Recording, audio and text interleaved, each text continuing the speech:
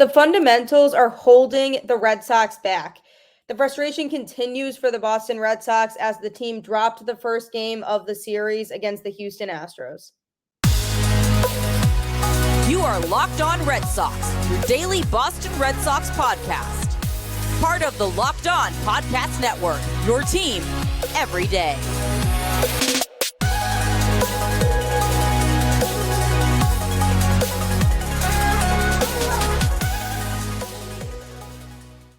Hello and welcome to Locked On Red Sox, the show where you never really know what you're going to get.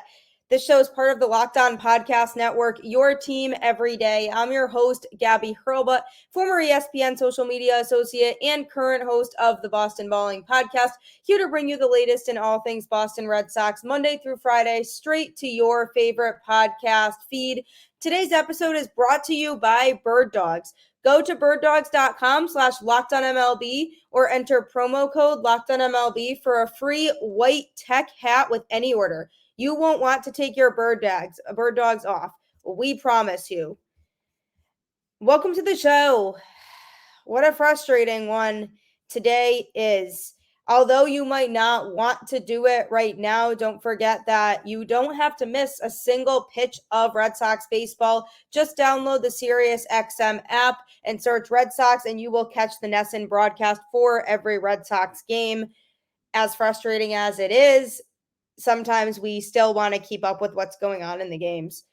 But I've already said the word frustrating twice in this short period of time that this show has gone on today.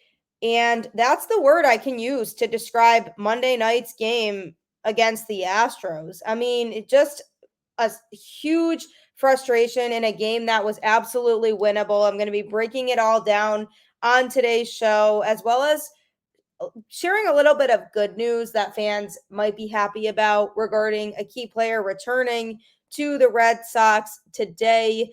Very exciting news. And then finally going over just an update on Jaren Duran. There has been some new movement in that story since yesterday when I talked about it on the show. So lots to get through today, but honestly, it's the same mistakes over and over again for this Red Sox team. They can't master the fundamentals of baseball. They're constantly making the same mistakes over and over again. Monday night's game was winnable. It started off really strong on a high. Alex Verdugo with a great at-bat to start the game that resulted in a double. Adam Duvall hits a 3-run homer in the first inning. I was super excited. So it had promise early on. Christian Javier was on the mound for the Astros, and he really has not had that great of a season, and he's absolutely a beatable pitcher.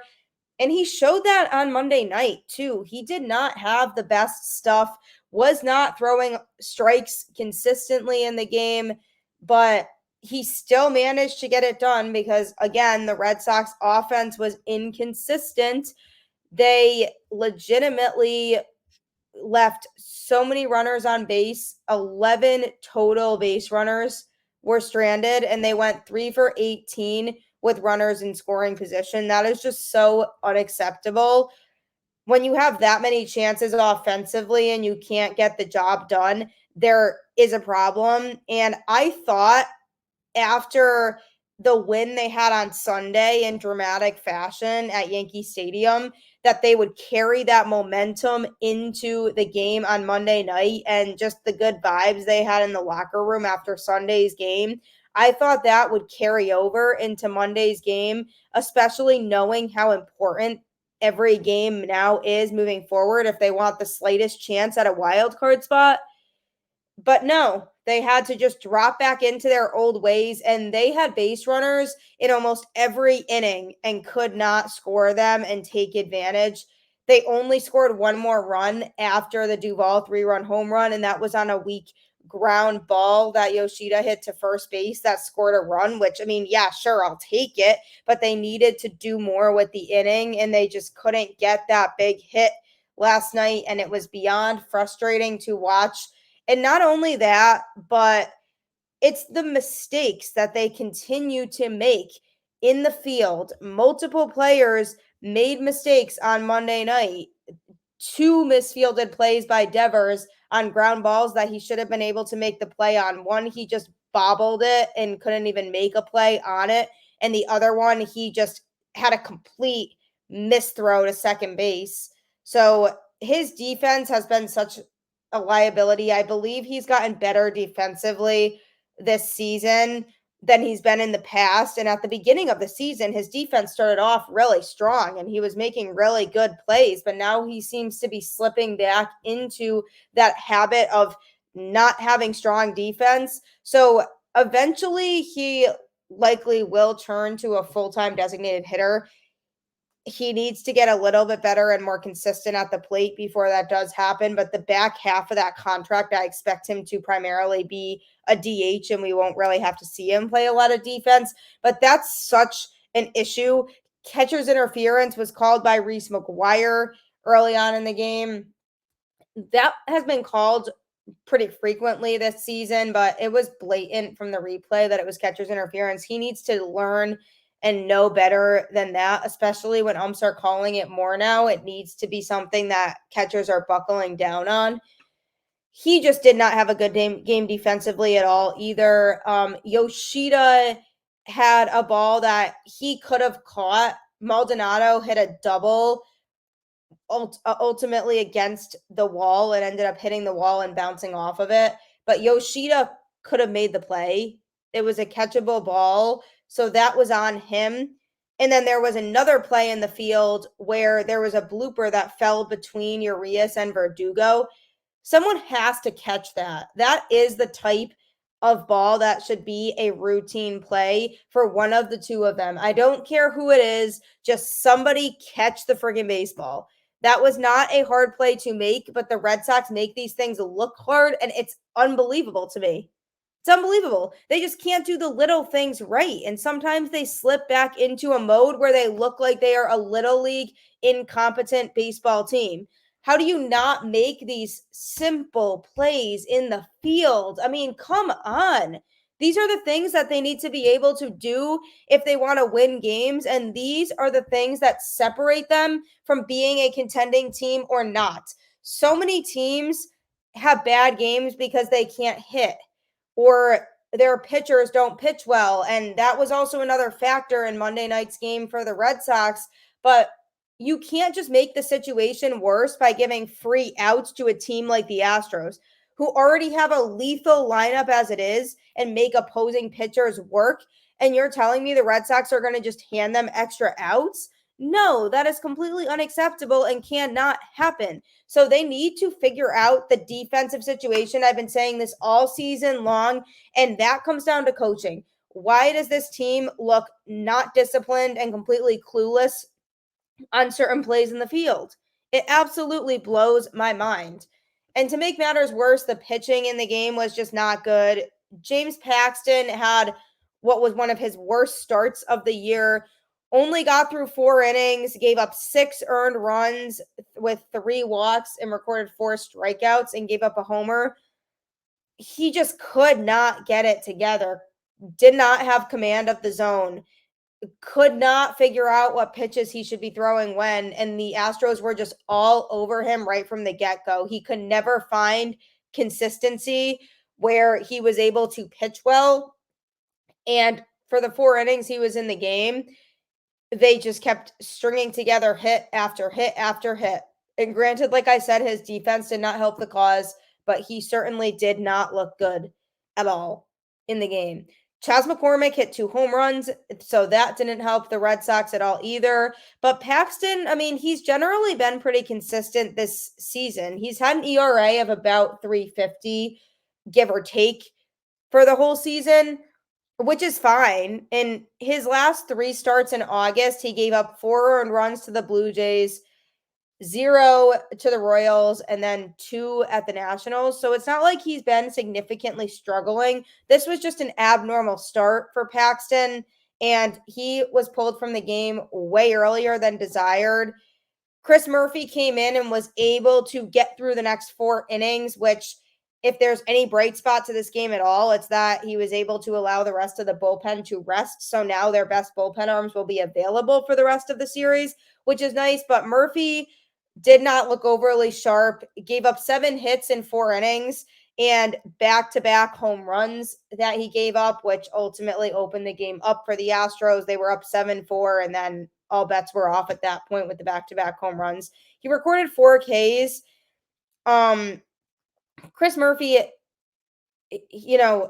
I like him overall. I just don't think he's quite there yet. And on Monday night, he just did not fully have it, but he was able to pitch effectively enough to the point where he didn't have to get pulled. So if that makes any sense at all, I mean, yes, he gave up 7 hits, but the damage was not incredibly detrimental. I mean, he did give up the back-to-back home runs, but the majority of the damage was done by Paxton when he was pitching. So Murphy was able to maintain at least some level of consistency so that he could allow the rest of the bullpen to rest, which is going to be huge for the rest of the series. So just have to move on and try to win tonight. I asked for the Red Sox to please get a split in this series before it started. I'm not expecting much more than that, but geez, these miscues and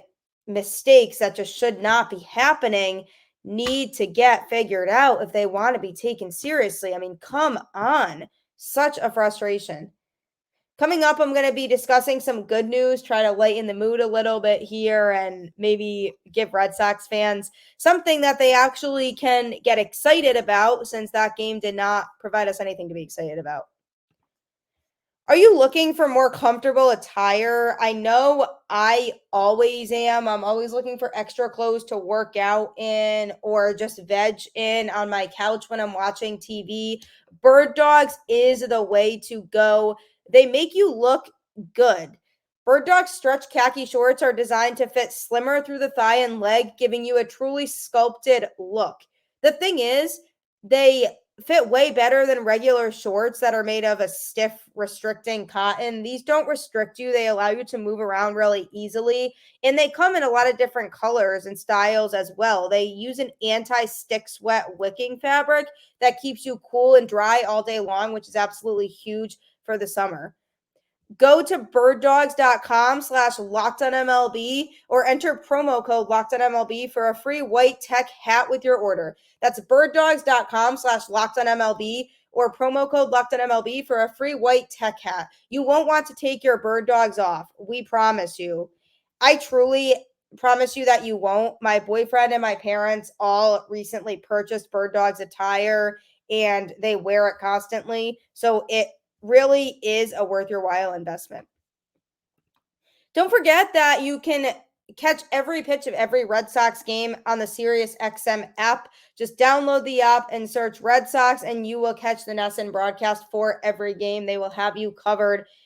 Highly recommended for people like me who always want to be in the loop and not miss anything.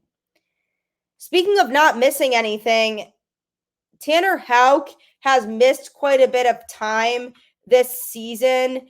He last pitched in June against the Yankees before he was nailed with a pitch and then had to be taken out, and has since been on the IL and recovering. His last start on June 16th was against the Yankees. He pitched 4 innings that day and gave up 4 hits and 1 run. The Red Sox absolutely smoked the Yankees 15-5 that day. So it was a fun outcome of the game, but not such a fun situation because Houck was out and we weren't sure how serious it was or how long it was going to be. But the Red Sox ended up dodging a bullet there and it wasn't as bad as it could have been. So he's back. Today is Tanner Houck day. He is expected to start tonight. It's very exciting. His 2023 stats prior to going to the IL were not bad. 505 earned run average, 3-6 record with 64 strikeouts. He struggled a little bit at the Diamondbacks and versus the Rays, giving up 4 runs in each of those starts. So what we've seen from Houck so far hasn't been super dominant, but hopefully since he's recovered from the injured list and has come back, he can come back and be an essential part of the rotation because, I mean, geez, this team needs it right now, especially with that rough start Paxton had and Chris Sale still trying to get back into the swing of things. Having that arm like Tanner Houck, who's a proven starter and has been starting for this team, is going to be huge for the Red Sox. It's very bold of him to come back against the Astros. Like I mentioned before, very lethal lineup. They will make pitchers work. And if you don't have your best stuff, they will capitalize, as Paxton learned the hard way on Monday night. You need to be consistent. You need to be able to get out of jams effectively and not just let them continue to pile on when they string together hits. And the Astros are very good at doing that. I am a little bit concerned about Houck's ability to handle a lineup of that caliber in his first start back from the IL, but I have to trust that he knows himself better than anybody else. And he gave himself an extra day because originally the Red Sox were targeting having him start last night and opening the series as the starter. But instead of doing that, they foregoed it and pushed it back by a day, which never hurts. Giving a pitcher extra rest when they're recovering from an injury is definitely never a bad thing. So that's totally fine. Maybe the extra day will benefit him. I don't know, but we'll have to see. I'm just hoping that he can hold his own because the Astros will be aggressive at the plate, as we've seen. The team will have to make a corresponding move in order for Houck to be activated. I expect that move to be Chris Murphy getting sent back down to AAA. I mean, he just has been struggling a lot lately. That outing against Toronto where he gave up 6 earned runs and just completely fell apart really was tough for him and basically elevated his stats by a lot. He did bounce back versus the Tigers, giving up 0 runs, and then struggled again a little bit at the Nationals where he gave up 3 runs. I just feel like he's not quite there yet. He needs more time to develop. More time in AAA definitely could benefit him.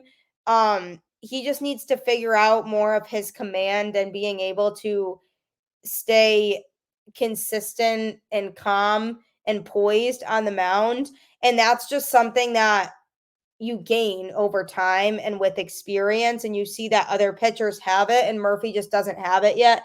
I applaud him for being able to go out there and pitch a few innings and really be able to be kind of a middle reliever who provides a lot of innings, because that's been huge for the Red Sox bullpen with just how much the bullpen was overworked for a good stretch of the season while they had pitchers injured. So I appreciate that from him.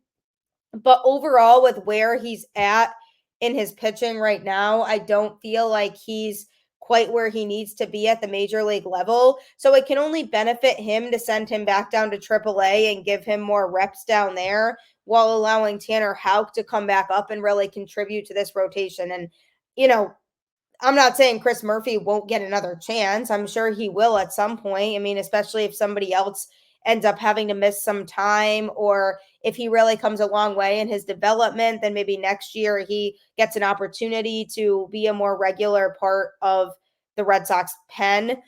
So I'd like to see him just get sent back down, figure out his game, really figure out what he's comfortable with, and then he can come back and contribute. I feel like that move makes the most logical sense. I expect there to be that announcement later on today that Murphy's getting sent back down to AAA. Tanner Houck coming up. Let's hope that he can come out and have a dominant start, because the Red Sox really need it. That's why it was even more disappointing that they couldn't win game 1 of the series, because now, especially with every game being as important as it is now, there's so much more pressure on Houck to deliver a strong performance so the Red Sox can put themselves in a chance to win game 2. So I'm nervous, but I'm confident. So we'll have to see. But coming up, I'm going to give another quick update on Jaren Duran. There's been some more news on him since yesterday's show when I gave my update. So that's coming up. But don't forget to download the SiriusXM app and search Red Sox, and you can catch the home broadcast for every Red Sox game all season long. They have you covered. You know, the playoff push is looking less and less likely by the day, but in case they do end up making a push, you're absolutely not going to want to miss this most important month of the season coming up here in September. So make sure you download the app and search Red Sox, and they will have you covered. Make sure also as well to subscribe to Locked On Red Sox on your favorite podcast platform. New episodes Monday through Friday. It is free. Who doesn't love free? You can listen to the show and get free Red Sox content every day. I mean, talk about being in. That's a good deal, right? So just hit that subscribe button, follow it, share it with your friends and family. Follow me on Twitter at Gabby Hurlbutt 10, and we can talk more there about just trying to make sense of why this Red Sox team just sometimes has a 0 IQ, because your guess is as good as mine. And I wish I could tell you, because if I could, then I would probably be managing the Boston Red Sox right now, which I am not doing. And I'm going to let the people who are in charge and in those positions figure it out, but figure it out, please. Speaking of somebody who has figured it out this season, Jaren Duran, he's just been a force for the Red Sox this year, been one of the biggest storylines. He's somebody who just improved absolutely drastically at the plate, has been a really key part of the Red Sox offense this entire season. On Sunday, he left the game with a toe injury and was replaced by Rob Refsnyder late in the game. Alex Cora said afterwards that the Red Sox didn't expect it would keep him out for that long, or didn't think it was that serious. That news was confirmed on Monday. He's currently day-to-day, but is now scheduled to get an MRI done today. So that is necessary for the Red Sox to really gauge this injury, whether it's something serious that will need an IL stint, or whether he can stay day-to-day and just be reinstated in a couple days. That's all going to come when they get the MRI results. So it's still to be said, but from what people are saying and people around the clubhouse, it seems like it's not that serious. So I'm hoping he doesn't have to miss much time, because just as this team is finally healthy and feeling like they have their complete pieces back together, now there's another issue, and Duran is injured now, who's one of their best hitters this season, and one of the biggest reasons why they potentially even have a remote possibility to be in a wild card spot. So those MRI results are going to be huge, and the Red Sox will know how to move forward with the situation once they get those results. But as a result of that, they were talking about calling up Wilyer Abreu, who is in the Red Sox system right now. He's had a good year in AAA, and it could be worth giving him a shot. I mean, he's an outfielder who's found a lot of success at the minor league level. In 2023, he's taken 299 at-bats and has scored 67 runs, strung together 82 hits with 11 doubles, 1 triple, and 22 homers. And he also has 65 RBIs and 8 stolen bases. So he really can do a lot of different things. He's fast, he's versatile, has taken 59 walks, has a 274 batting average and 391 on base percentage. So those are good numbers. He's been having overall a pretty successful season in AAA. So it's like, why not give the guy a shot? I mean, if the IL stint doesn't happen for Duran and they conclude that he's just day-to-day and he'll be fine, then I don't think the call-up happens, because it doesn't make a whole lot of sense. They can just have Duvall just pick up the workload in center until Duran is able to come back. And that's fine. I'm totally fine with that. But if the IL stint does happen and Duran's out for a little bit more of an extended period of time, and we're not sure how long that's going to be, then yes, I'd encourage them to try to call up Abreu, because the kid deserves a shot. And what better time than to see what he can do than when a key starter is injured, and you could bring somebody up who maybe provides a new spark to the offense that could help with that last month of the season to really put the Red Sox in the best position they can be to succeed. And then you will know if you have a piece for the future or not. So I'm all for calling up Abreu. There hasn't been a whole lot of movement on it, because ultimately, like I said before, I think it's dependent on those MRI results and whether Duran is going to be able to return quickly or not, because if not, I do think they make the move and they go with Duvall picking up a lot of the workload, and then Abreu could come in and show what he can do if Duran is going to be out for an extended period of time. I'm always for getting new faces in. When you have guys in your minor league system waiting to come up and get their shot, you have to give them that shot. And especially with where the Red Sox are at, they are now 4 games out of a wild card spot because the Mariners absolutely mowed over the White Sox last night. So that's disappointing. And 4 games isn't insurmountable, but with how inconsistent the Red Sox are, it could be difficult to gain that ground at this point, this late in the season. So why not give the guy a shot if Duran goes on the IL? See what he can do. And if he's somebody who provides a lot of value, then maybe you find out how to, work him in more next year and look at the outfield situation and see what you have to work with and then try to fit him in more. So I only see benefits to that for the Red Sox. I obviously hope that Duran comes back sooner rather than later and that this isn't anything serious. And the MRI tells us that, because this team needs Jaren Duran. He provides such a spark offensively with his speed and his ability to just turn singles into doubles and just is hitting in all different parts of the ballpark now and looks a lot more confident at the plate. So they do need him.